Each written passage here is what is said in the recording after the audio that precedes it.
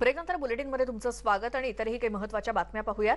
विरोधी पक्षनेते देवेंद्र फडणवीस यांनी नागपुरात पोहोचल्यानंतर सरकारच्या विरोधात घणाघात सुरूच ठेवलाय।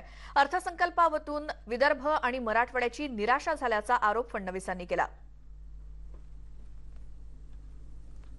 पुन्हा एकदा वीज जोडणी कापणं हे सुरू केलेलं आहे। आम्ही याचा विरोध करणार आहोत, याच्या विरुद्ध आंदोलन करणार आहोत। हे सरकार शेतकरी विरोधी आहे, हे गरीब विरोधी आहे, हे यातनं आता स्पष्ट झालेलं आहे।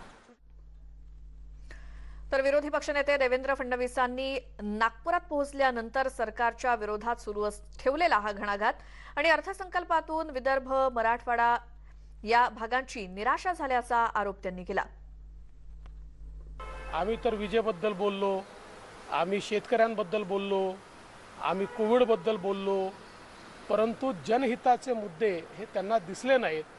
त्यांना केवळ टोचणारे मुद्दे आणि बोचणारे मुद्दे दिसले आणि असा अग्रलेख आल्यामुळे माझ्या हे लक्षात आलं आहे की घाव वर्मी बसलाय, काहीच मिळालं नाही आणि सगळ्यात जास्त विदर्भ आणि मराठवाड्याची निराशा, उत्तर महाराष्ट्राची निराशा या अधिवेशनाने केली।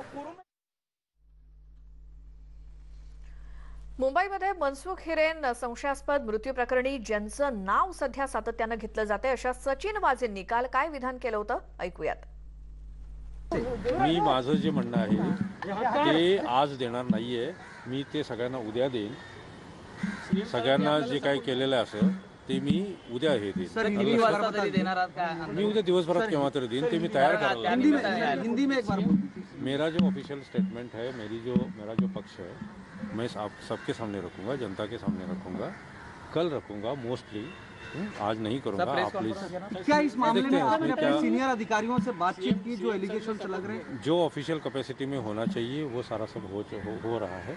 असेंबली में कुछ सवाल उठाए गए, उसका जवाब बाहर मैंने देना ये ठीक नहीं है। असेंबली का ये है ना, असेंबली मेरा मतलब एक वरिष्ठ ये है कि जो मुझे कंट्रोल करता है। ऐसा आपको जो भी ऑफिशियल स्टेटमेंट चाहिए मैं कल आपको दूंगा। या बातमीसोबत वेळ झाली एका छोट्याशा ब्रेकची। आणखी इतर महत्त्वाच्या बातम्या पाहूयात ब्रेक नंतर। पाहत राहा न्यूज 18 लोकमत।